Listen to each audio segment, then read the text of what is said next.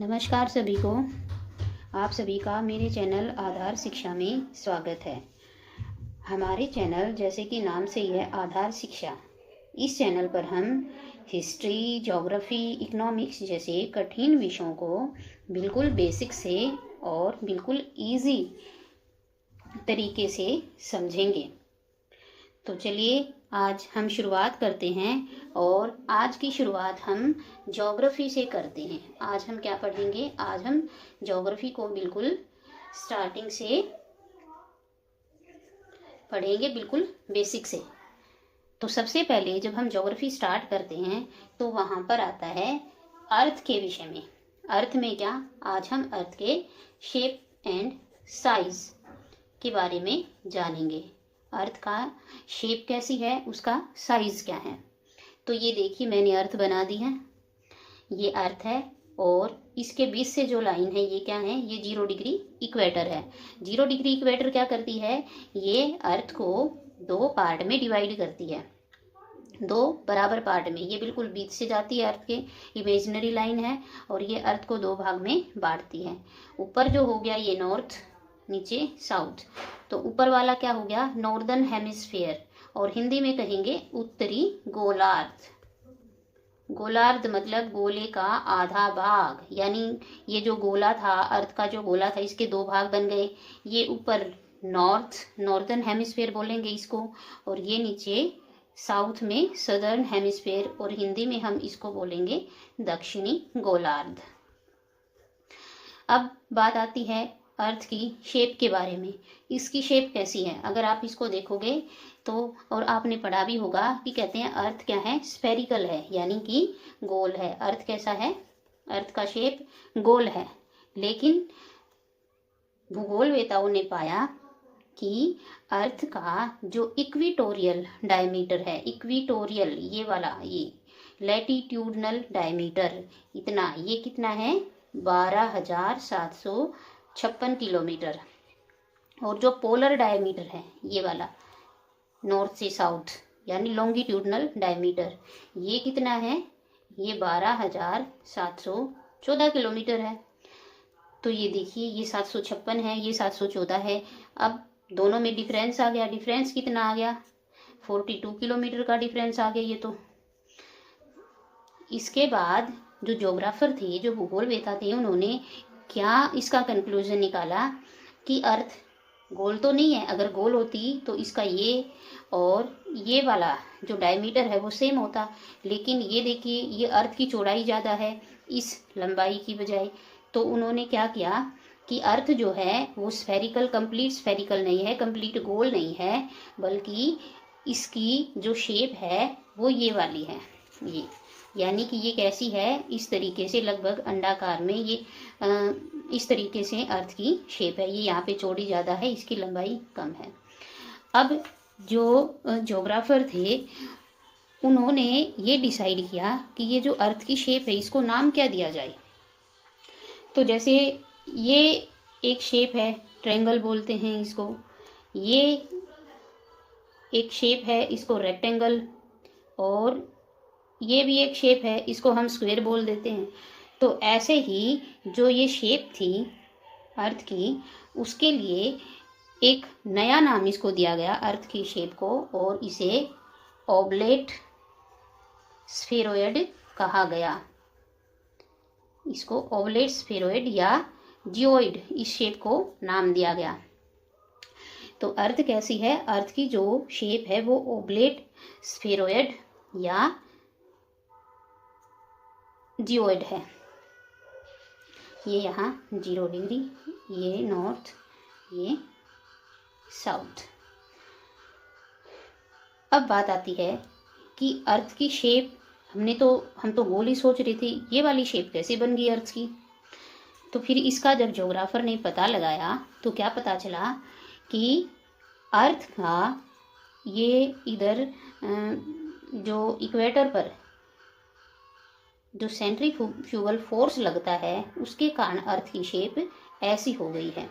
देखो, अर्थ की जो मूवमेंट है वो 2 तरीके से होती है। एक तो ये अपनी एक्सिस के ऊपर, ये मैंने मान लीजिए, ये मैंने अर्थ बनाई। ये क्या करती है, ये दो तरीके से मूवमेंट कर रही है। एक तो ये अपनी इस एक्सिस के ऊपर घूम रही है और एक ये सन के चारों तरफ भी घूमती है। तो जो ये अपनी एक्सिस पे घूम रही है उसको हम बोलते हैं रोटेशन। रोटेशन के कारण इस पे जो बाहर की तरफ से इक्वेटर के ऊपर जो बल लगता है, जो फोर्स लगता है, वो कौन सा है, सेंट्रीफ्यूगल फोर्स। उसको बोलते हैं सेंट्रीफ्यूगल फोर्स। ये फोर्स क्या करता है, ये किसी भी चीज़ को बाहर की तरफ धकेलता है। ये ग्रेविटेशन के अपोजिट काम करता है। ग्रेविटी क्या करती है, वो किसी भी चीज़ को अपनी तरफ खींचती है, और सेंट्रीफ्यूगल फोर्स क्या करता है, ये किसी भी चीज़ को बाहर की तरफ धकेलता है। अब रोटेशन के कारण यहाँ पर, क्योंकि इक्वेटर पर अर्थ की स्पीड सबसे ज़्यादा होती है बजाय पोल्स के, इस कारण यहाँ इक्वेटर पे सेंट्रीफ्यूगल फोर्स ज़्यादा लगता है, और जिससे कि यहाँ पर अर्थ में ये बल्जिस बन गए हैं। बल्जिस यानी ये यहाँ से थोड़ी सी फूल गई है, बाहर की तरफ निकल गई है। तो इस कारण, और क्योंकि यहाँ पर नॉर्थ पोल और साउथ पोल पर सेंट्रीफ्यूगल फोर्स कम था, इसलिए यहाँ पे ग्रेविटी ज़्यादा थी, इसलिए ये यहाँ से जो पोल्स हैं वहाँ से ये थोड़ी चपटी हो गई। तो इस वजह से इसकी शेप जियोइड या स्फेरॉइड, ओवलेट स्फेरॉइड बन गई।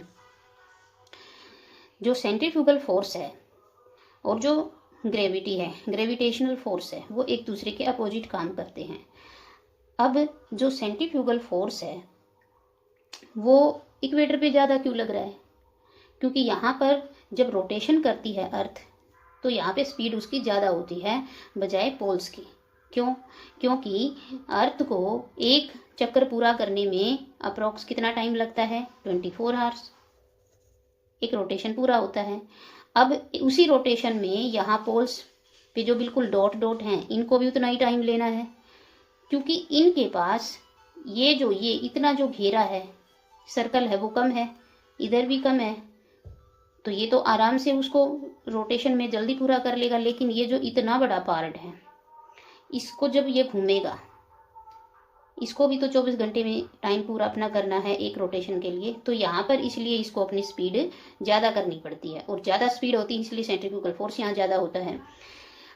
आप ऐसे सोचें, जैसे हम गोल गोल घूमते हैं, जैसे कि हम अपनी जगह पे ऐसे जो जल्दी जल्दी घूमने की कोशिश करते हैं, तो हमारे जो हाथ हैं वो बाहर की तरफ ऑटोमेटिकली निकल जाते हैं। तो वहीं यहाँ पे है कि तेज घूमने की वजह से यहाँ पे अर्थ के ऊपर इक्वेटर पे भी बल्जिस निकल जाते हैं। जो ग्रेविटेशनल फोर्स है वो पोल्स पे ज़्यादा होता है, क्योंकि ये जो यहाँ पर मेन जो सेंटर है अर्थ का, यहाँ से और पोल्स की जो ये दूरी है, ये जो डिस्टेंस है ये कम है, इसलिए यहाँ पर ग्रेविटी ज़्यादा है बजाय यहाँ से यहाँ इक्वेटर पर, क्योंकि ये डिस्टेंस ज़्यादा है, इसलिए सेंटर से और पोल्स पे ग्रेविटी ज़्यादा होती है। ग्रेविटेशनल फोर्स के कारण यहाँ पर इनके जो पोल्स की जो इधर से जो कॉर्नर हैं ये ऊपर, ये थोड़े थोड़े चपटे हो गए हैं, और जिस वजह से ये जियोइड शेप अर्थ की बन गई है। तो आई होप आपको ये समझ में आया होगा। तो आज हमने क्या कंक्लूजन निकाला, हमने क्या सीखा, वो देखते हैं। तो सबसे पहले हम देखते हैं हमने आज क्या क्या सीखा ज्योग्राफी की बेसिक टर्म में। एक तो हमने इक्वेटोरियल डायमीटर और लॉन्गिट्यूडनल डायमीटर के बारे में जाना, और हमने ये पाया कि जो इक्वेटोरियल डायमीटर जो कि 12,756 किलोमीटर है, वो जो लॉन्गिट्यूडनल या पोलर डायमीटर है उससे ज़्यादा है। पोलर डायमीटर कितना, 12,714। इक्वेटोरियल डायमीटर 12,756 किलोमीटर और पोलर डायमीटर 12,714 किलोमीटर। दोनों में कितना डिफरेंस है, दोनों में 42 किलोमीटर का डिफरेंस है।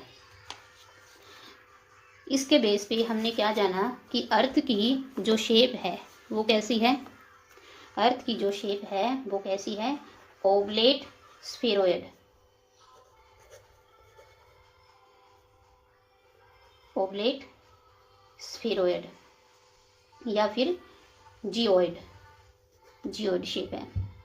और हमने क्या देखा कि जो पोलर डायमीटर वो कम है, इसलिए यहाँ पर दूरी कम होने के कारण ग्रेविटेशनल फोर्स पोल्स पे ज़्यादा है इक्वेटर या भूमध्य रेखा की बजाय। और एक हमने जाना कि अर्थ की जो रोटेशन है, अर्थ की जो रोटेशन है वो इक्वेटर पे, रोटेशन की जो स्पीड है वो कहाँ पे ज़्यादा है, वो इक्वेटर पे ज़्यादा है। और पोल्स पे कितनी है, पोल्स पर बहुत कम है।